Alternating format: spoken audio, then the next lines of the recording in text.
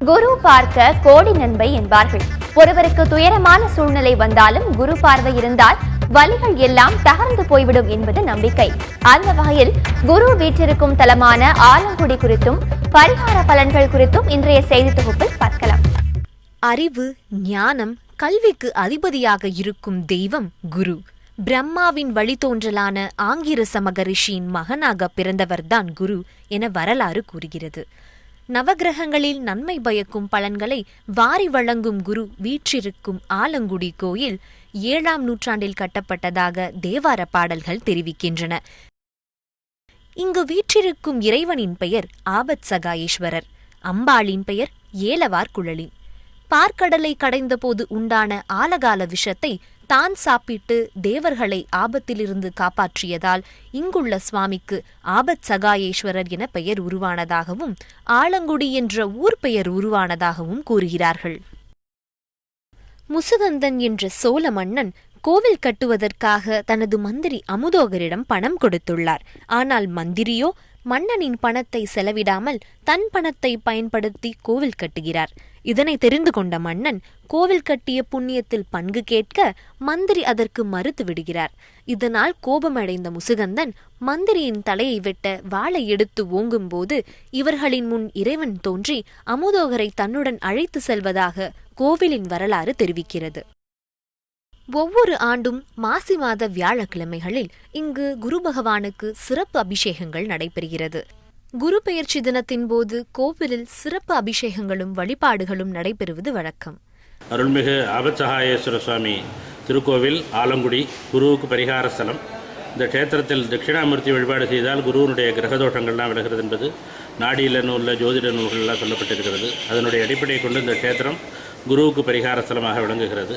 இந்த க்ஷேத்திரம் கும்பகோணம் அருகில் 17 கிலோமீட்டர் அளவில் இருக்கிறது. ஆதிசங்கரர் குருமூர்த்தியை இந்த தலத்தில் தரிசித்து ஞானம் பெற்றதாக கோயிலின் வரலாறு அறிந்தவர்கள் சொல்கிறார்கள். குருவை 24 முறை வலம் வந்தும் 24 நெய் தீபங்கள் ஏற்றியும் வழிபட்டால் தோஷங்கள் நீங்கி நன்மை பெற முடியும். தேவாரம் பாடிய சுந்தரர் இத்தலத்திற்கு வந்தபோது திடீரென ஏற்பட்ட வெள்ளப்பெருக்கில் ஆபத் சகாயரே ஓடக்காரராக வந்து அவரை கரையேற்றி காப்பாற்றியதாகவும், ஓடம் நிலை தடுமாறி பாறையில் மோதிய போது காப்பாற்றிய விநாயகர் கலங்காமல் காத்த பிள்ளையார் என அழைக்கப்படுவதாகவும் கூறுகிறார்கள்.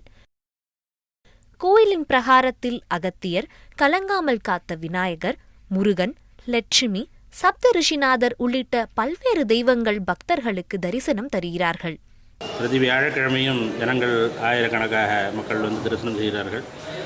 தமிழ்நாடு, ஆந்திரா, கர்நாடகா மேலும் வெளிநாடுகளிலிருந்தும் மக்கள் வந்து குருவை தரிசனம் செய்து அவர்கள் எல்லா காரியங்களுக்கும் சிறப்பாக நடக்கிறது என்று கண்கூடாக பார்க்கக்கூடிய ஒரு ஸ்தலமாக இந்த க்ஷேத்திரம் இருக்கிறது. இந்த க்ஷேத்திரத்தில் எல்லாருக்கும் எல்லா நலங்களும் கிடைக்கத்தான் குருவனுடைய பார்வையினுடைய ஒரு பூர்ணமான அனுகிரகம் இந்த க்ஷேத்திரத்தில் கிடைக்குதுதான் நாடிய நூலில் எல்லாம் சொல்லப்பட்டதனுடைய அடிப்படையை கொண்டுதான் இந்த க்ஷேத்திரம் விசேஷமாக இருக்கிறது. குருவுக்கு உகந்த தினமான வியாழக்கிழமைகள் மட்டுமின்றி அமாவாசை, பௌர்ணமி போன்ற தினங்களில் நெய் தீபமேற்றி வழிபட்டால் குருவின் அருள் கிட்டும்.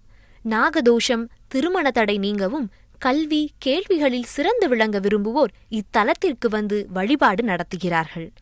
தங்களின் பிரார்த்தனை நிறைவேறியதும் சுவாமிக்கு அபிஷேகம் செய்தும் புது வஸ்திரங்கள் படைத்தும் வழிபடுவது பக்தர்களின் வழக்கம். குருவிற்கு பிடித்த தானியத்தையும் அவருக்கு உகந்த முல்லை மலரையும் சாற்றி வழிபடுகிறார்கள். கோவிலின் நடை காலை 6 மணி முதல் 1 மணி வரையும், மாலை 4 மணி முதல் இரவு 8:30 மணி வரையும் திறந்திருக்கும். கும்பகோணம் மன்னார்குடி சாலையில் உள்ள இந்த கோயிலுக்கு சென்றால் குருவை கண்குளிர தரிசிக்கலாம்.